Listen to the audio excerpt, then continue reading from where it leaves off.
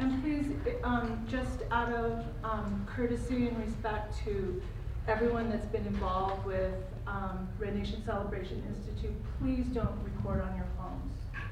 Really, because we'll be posting this and then you guys can share it. I promise you, you'll be able to share it, and you could go to Red Nation Film Festival Facebook page, and because there's so many professionals working on this and have been, and so many people behind the scenes, and it's just fair to keep it all in one thing.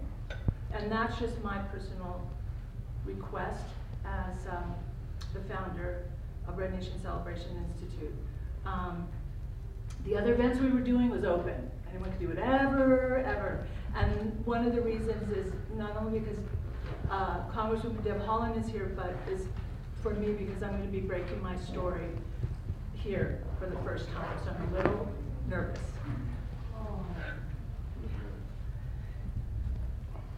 Okay. I think, does anyone have Kleenexes? Oh, I got one. Hey, I'm the council, and I'm also the mayor pro tem. Boy, to stand here with these three gals, isn't that something? I'm really living a dream to be able to do this, and it is my pleasure today to read to you an official proclamation of the City of Santa Fe. Whereas the Red Nation Celebration Institute, founded during Indian Market in 1995, is hosting the 24th RNC Red Nation International Film Festival on the road tour to highlight natives in charge of their narrative across Indian country, Turtle Island, and abroad. And whereas Red Nation Celebration Institute continues to promote American Indian and Indigenous filmmakers in front of and behind the camera throughout Indigenous communities and Hollywood, recognizing the plight of being written out of the Hollywood narrative. Whereas Native women in film and television's call to action, #WhyWeWearRed, founded on January 7th, 2018, has identified a strong link between the lack of Native women in film and television and murdered and missing Indigenous women. And whereas it has been 16 years since America has seen a Native woman actress on episodic television, and it's been 47 years from the first contemporary American Indian woman story produced on CBS. The Girl Called Hatter Fox, to Netflix Chambers, which both star Native women. And whereas nearly half of all Native American women in the United States have been raped, beaten, or stalked by an intimate partner. They are 2.5 times more likely to experience sexual assault. 1 in 3 will be raped in her lifetime. And on some reservations, women are murdered at a rate 10 times higher than the national average. And whereas there is not a comprehensive estimate of Indigenous women in the United States who are missing or murdered, and there are many factors which contribute to this epidemic, including fear, stigma, legal barriers, racism, and sexism.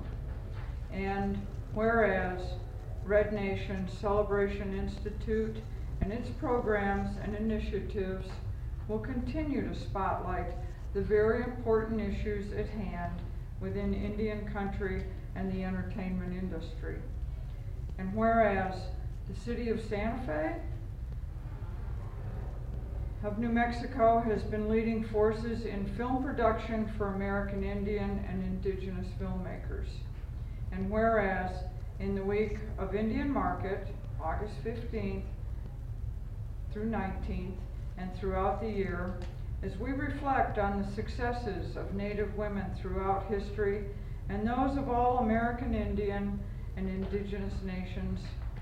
Let us uphold the responsibility that falls on all of us, regardless of gender, and fight for equal opportunity for all. Now, therefore, I, Signe Lindell, for Alan Weber, Mayor of the City of Santa Fe, New Mexico, do hereby proclaim Wednesday, August 14th through Saturday, August 17th, 2019, as the 24th RNCI Nation International Film Festival Week.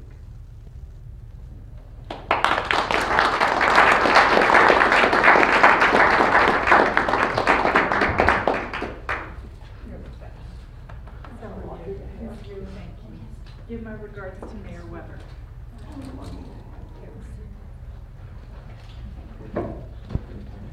I will. Yeah, absolutely.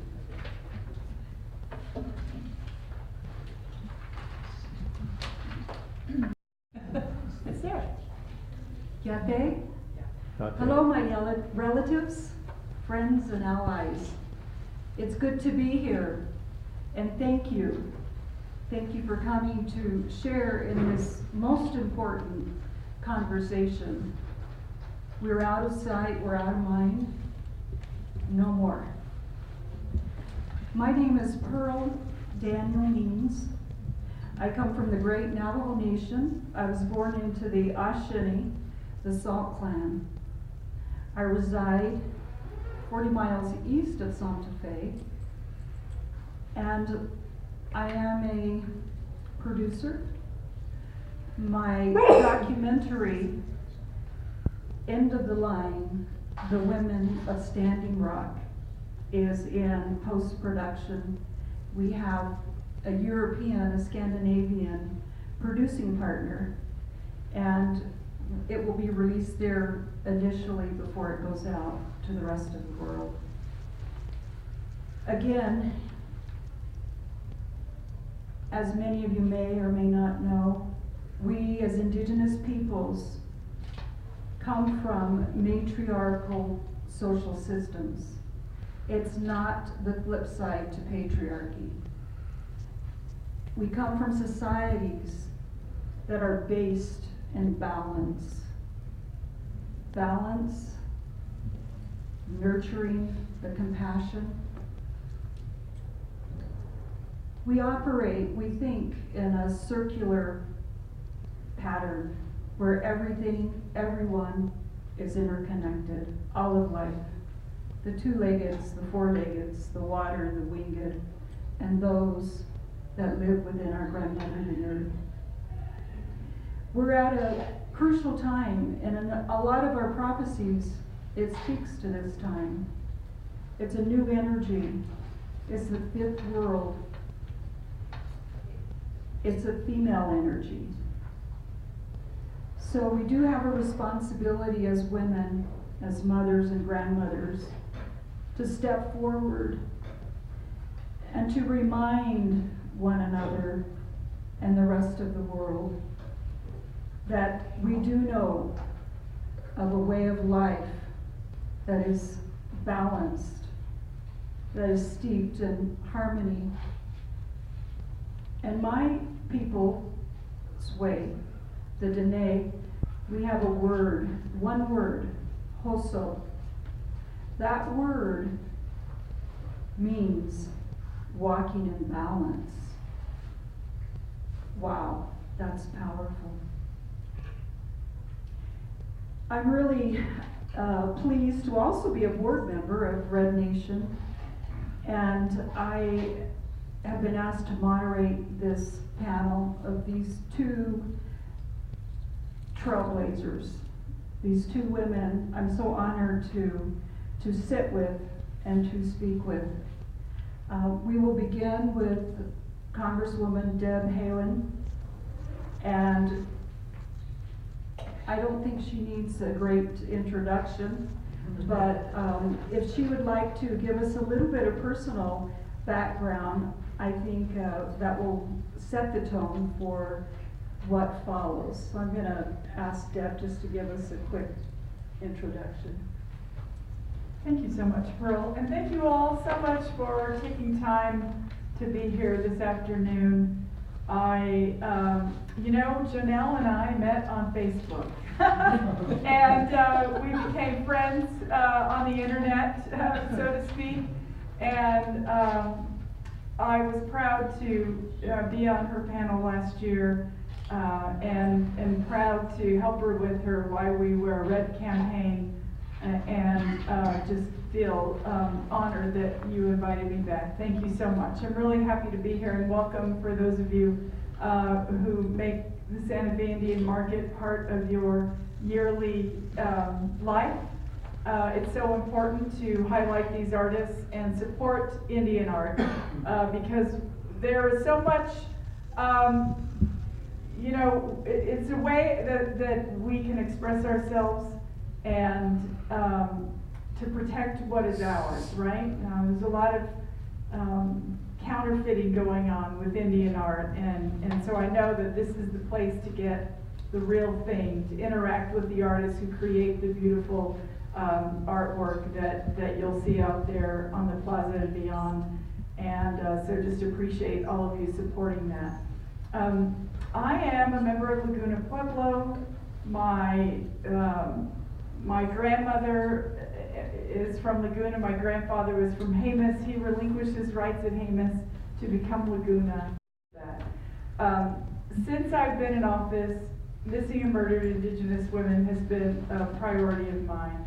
We've introduced 4 bills in the House, plus 4 bills plus 2 amendments that pertain to Native women and the violence they face in the Violence Against Women Act, which, by the way, is sitting on the desk of Mitch McConnell and not going to the floor of the Senate. But we feel very strongly that this is something that we can do. Now, there's a bill called Savannah's Act that was introduced in the Senate by Heidi Heitkamp. It kind of failed, so it's brought up again.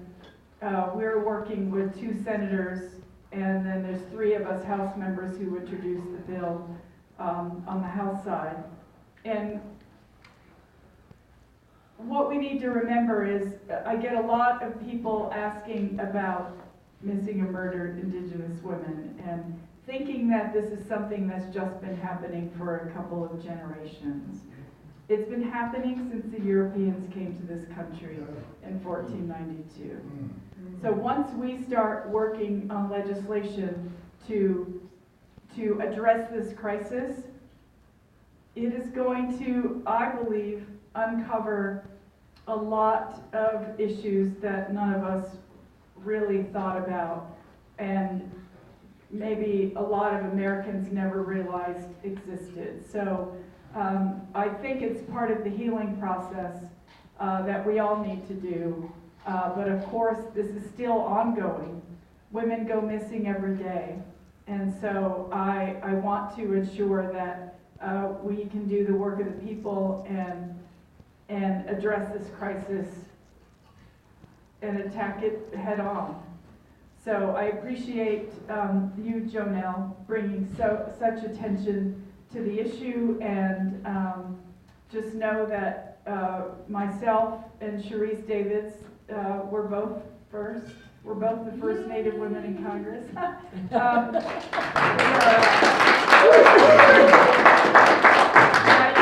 get people who say, well, are you the first since the time? And I'm like, look, in Indian country, we share everything.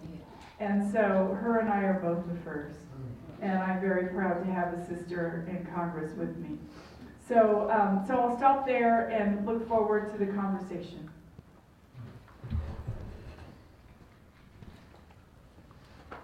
Hey, I am Joanelle Romero, and I am just so grateful and have so much compassion for all of our women and our allies. And when Deb reached out to me on Facebook, we're now 500 years behind it. you know, it was miraculous on many, many levels, because we really needed Deb in office, and the little bit of drop of sand that I was able to help with, I did, and which wasn't very much, but it was something, and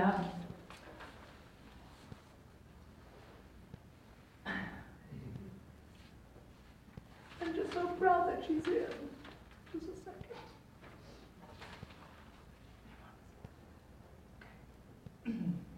Let me close myself. I'm very, very, very proud that Deb is in. And I don't know the other congresswoman, but I hope someday I'll meet her and welcome her as well.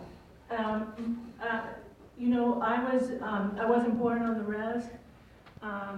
My great-grandma was a Mescalero. She left when she was about 18. She moved to the city because of rapes and so forth. And I called her Grandma Pupa. And she lived till she was about 97. I remember her well. On my mom's side, I'm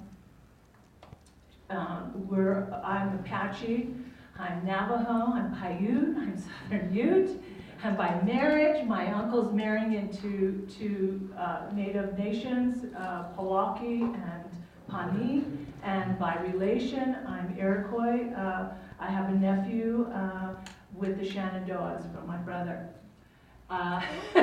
So we're all one big family.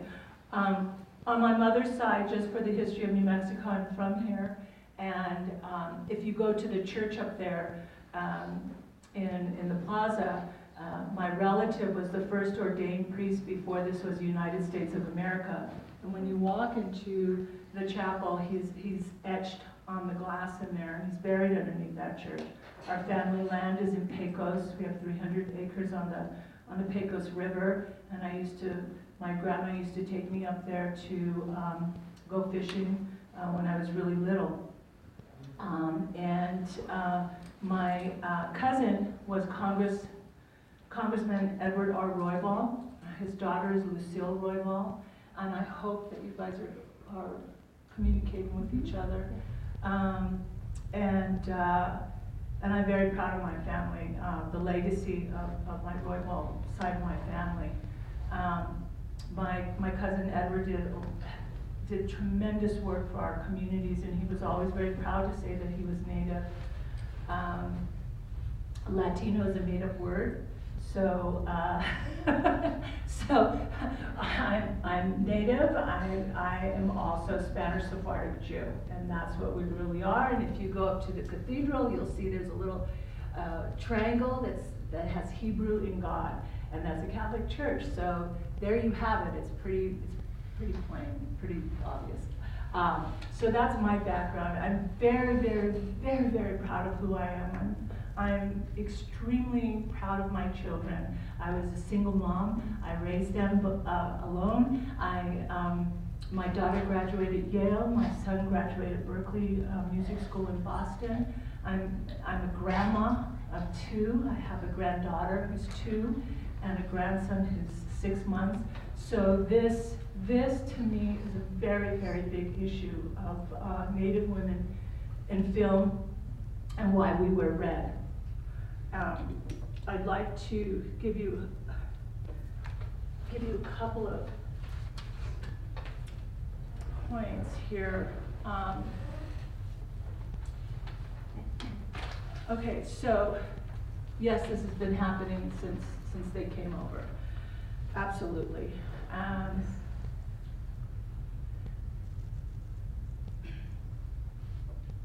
On October 5th, which is my birthday of 2017, Harvey Weinstein's story broke.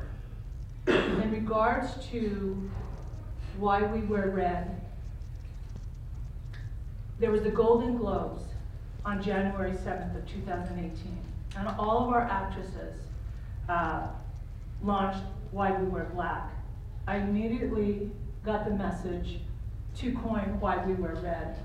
And the bigger picture of why we wear red is because we all have red blood, even our animals, all of us. So on that bigger spiritual level, we are all connected. And so we put a coalition together, and we are addressing the issue until there's massive, huge changes, earth changes on this issue, but the lack of Native women in film and television is directly linked to the missing and murdered Indigenous women. It's a direct link, because if we're not seen and heard, then these predators can continue to do this to us and not be held accountable. So having Deb in office is so important to getting these bills and supporting all of her initiatives in this way, so that this will stop and we can somehow change this. In regards to, in 2016, the Academy of Motion Picture Arts and Sciences asked me to be a member. And I'm gonna backtrack a little. I've been in the film industry my whole life. I wasn't raised on the res. My mom got out of Albuquerque. This is my home territory here, and my parents wanted to be movie stars, and they moved to Hollywood at 19, pregnant with me, and my mom ended up being signed to Universal Studios, and she was in all the Elvis Presley movies. He had 6 girls dancing around him, so I was raised on all those sets. That's how I learned my craft, and I love being in the entertainment industry. When I was 17, I starred in the first contemporary Indian woman story ever produced. It was called A Girl Called Hatter Fox.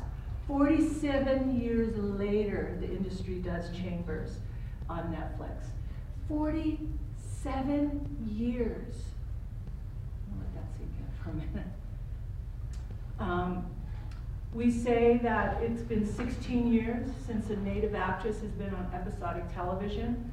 Episodic television means the 4 major networks: NBC, CBS, Fox, and ABC. And now there has been changes because we have cable now, so there have been Native actresses on cable. There also is online streaming like Netflix and Red Nation Television Network. However, and we were before Netflix or Hulu, Red Nation Television Network, but the point is that we do have changes that have happened because of the work of Why We Wear Red, because of our Native actresses that have gone in to meet with the Academy, with the Screen Actors Guild, with the networks. I have personally gone in and met with all of them and said, you need to be held accountable.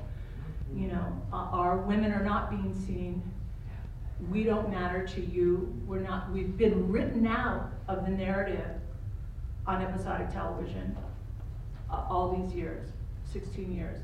So I'm happy to announce that because of this work, CBS this fall is releasing Stomp Town, and it's starring Tentune Cardinal. She's a series regular. So I feel that all the work that we've done, all the work that's happening in government, and all the work that we're doing with Why We Wear Red, there is some hope. There's some hope being done, created.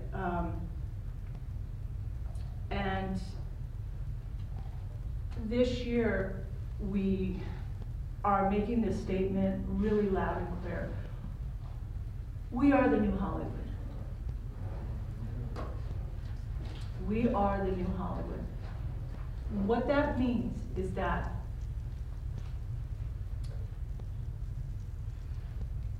back in the day, there was John Wayne and Easy Rider. They were all up for Academy Award. And there was the old Hollywood, which is dying off in the respect of representation. And then there was a new Hollywood of Easy Rider. So today, we are the new Hollywood. And so that's the statement that we're putting out there so we can have a change. For our youth, Our youth have such big dreams, and they're so talented on so many different levels, from scientists to politicians, to actors, to producers, directors, all of it, artists. And it's very prevalent here during the new market. I'm going to pass the mic. Sorry.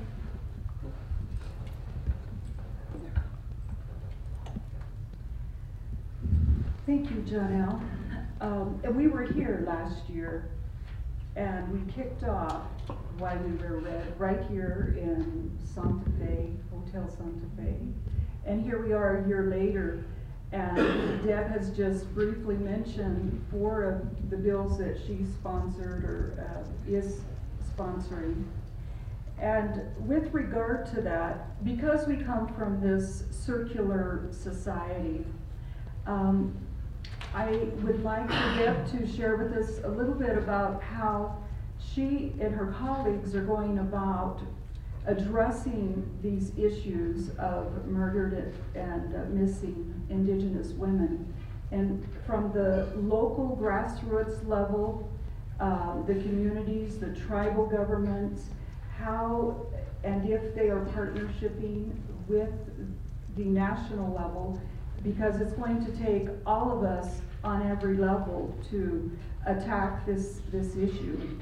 And I know there are different states. Just the other day, Arizona's governor passed a bill to provide funding for investigative work around this issue. Washington State, they have brought a lot of attention to this.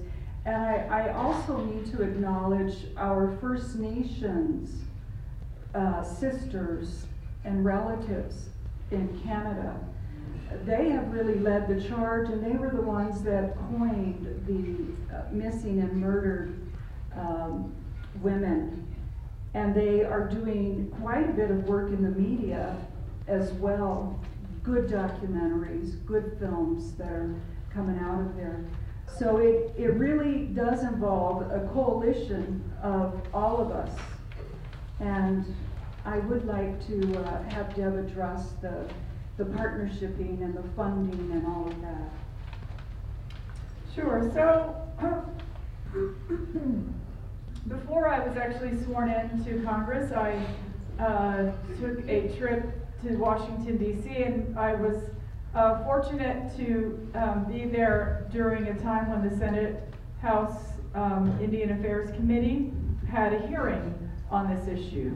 And so I sat through that and listened to the testimony. There were, the first panel were from law enforcement, FBI, a couple other folks. I can't recall exactly who they were, but they were the folks who investigate, these types of things. And you probably know that if crimes happen on Indian land, that's federal land, that would trigger an FBI investigation if they decide to investigate, right? If you all saw the movie Wind River, it was a little fantastical in the way that, the woman dies and then immediately the next day the FBI agent is there ready to investigate, and that's not really how it happens at all. They might have to beg and plead for the FBI to come out, and sometimes they may not even respond.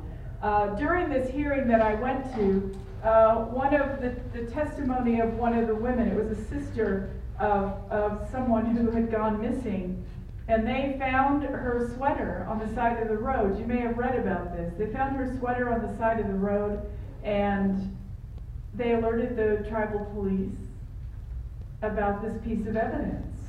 So they left it there because they didn't want to bother it, but they called the police. 3 days later, the sweater was still there. Wow. 5 days later, the sweater was still there. In the meantime, they decided on their own to look for their sister, just to do it themselves. And so that's really what happens, right? It's not, the FBI doesn't get a call and they fly someone out there right away. It'd be nice if that's what happened, but the reality of this is that there's broadband internet service that does not reach so many rural communities, and many of those are Native American communities. If you were a woman in the middle of the Navajo Nation getting attacked by someone and you tried to use your cell phone to call the police, chances are you would have no bars on your phone and you wouldn't be able to call anybody. That's the reality of what we face. Tribal police aren't trained to do investigations a lot of times, not like the FBI is. So it made all of us think about we need more money for training. We need to make sure that everyone's connected by broadband and by cell phone towers so that if people are in trouble, they have an opportunity to actually call somebody for help. So those are just some realities. I've had this idea, and we'll probably get to it. But if you read the book Killers of the Flower Moon, it was about the Osage murders in Oklahoma, and the FBI cut its teeth on those murders. They investigated those murders, and that really made the FBI what it became.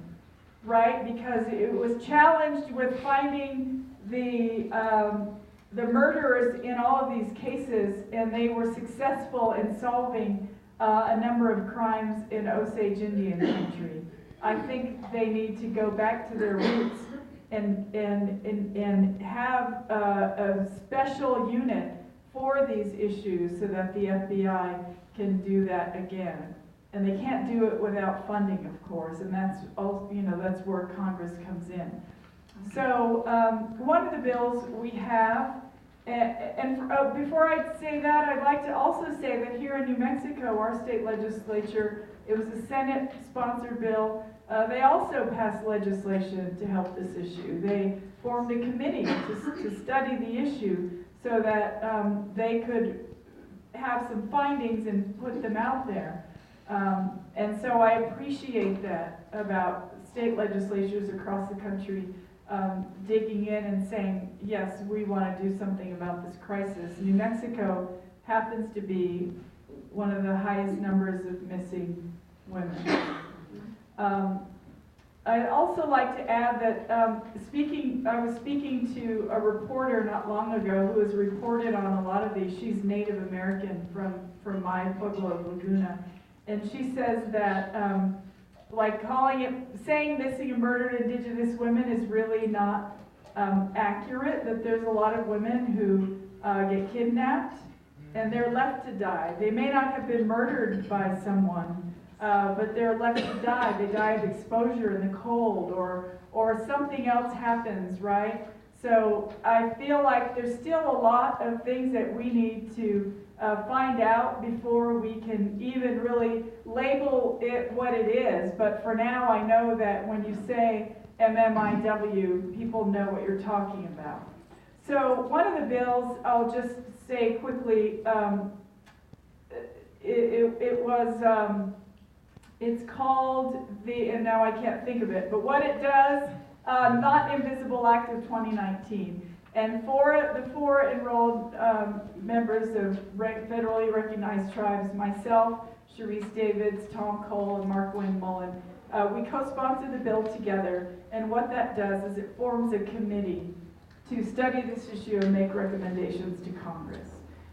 Because that's really what we need. It will involve law enforcement, it will involve victims or families of victims, and it will involve women, Native women violence organizations, so that they can also come together and talk about these issues. So one of the things we did almost immediately, I'm a member of the subcommittee on Indigenous Peoples in the House Natural Resources Committee. And early on, I think this happened back in February, we had a hearing on missing and murdered Indigenous women, and we brought all Native women to the table as witnesses to testify about this issue. And so, when we get testimony like that, it's on the record, that's how we're able to, think about what does the legislation look like that we need to pass, right? And so that was very helpful to us. We introduced the Not Invisible Act. We have Savannah's Act. We have, I'm looking at Heidi. We have the Honoring Promises to Native Nations, Savannah's Act, NATOPA, Violence against women. yep, and then The Violence Against Women Act, which I said is sitting on Mitch McConnell's desk because I guess he doesn't believe that we should protect women from violence. That's all I can figure, if he's leaving it, if he's just setting it on his desk and not doing anything. So he's not doing a lot, by the way, because there's also some, and this probably has something to do with the topic at hand. There are 2 background check bills for gun violence on his desk as well that he's not moving on. But that's pretty much it in a nutshell. If you go to my website, you can see the bills that we have introduced dealing with this issue. If you go to house.gov and you type in my name in the search, all the bills that I've sponsored or co-sponsored will come up. And I've done an awful lot of them, which is why I can't remember every single one. But there's still a lot of work to do. When we do roll something out, if you're watching my Facebook page or any of my social media, I'd love to have your support on those things. And yes, we'll just keep moving forward. Deb, we can't thank you enough for your work. You truly are putting truth to power. When the U.S. Department of Justice reports that in the United States, the rate of Indigenous women murdered is 10 times the national average. If that's what they're reporting, we know it's at least double that. So this is an epidemic. And, you know, when I look back over our history, first the invader targeted our men, not knowing we're matriarchal. Well, we're still here. We're 1% of the population in America today. And it's the women that are being targeted now. We haven't even gone into the trafficking, the human trafficking issues. So this is of epidemic proportions, and we all have to work together to bring greater awareness and to support our lawmakers that are speaking up because they recognize the writings on the wall. We are near extinction as Indigenous peoples. I know the Congresswoman needs to leave, but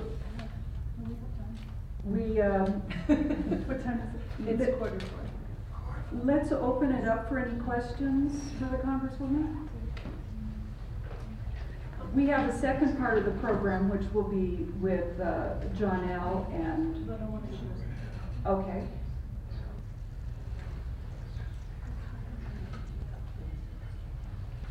So another thing that I wanted to address on why we wear red is that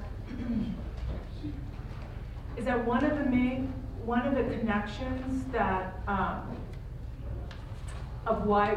one of the main reasons of why we address this, my personal connection to why we wear red is this. Excuse me.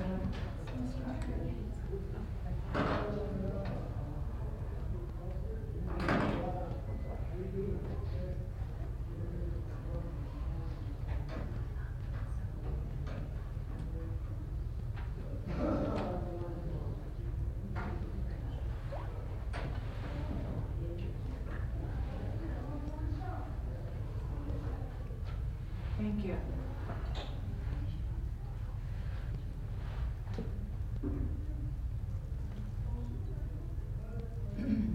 Because it was brought up about the kidnapping and the human trafficking, my personal story is that this is the first time I'm really sharing it in public. and it's tied into this conversation right now. And that is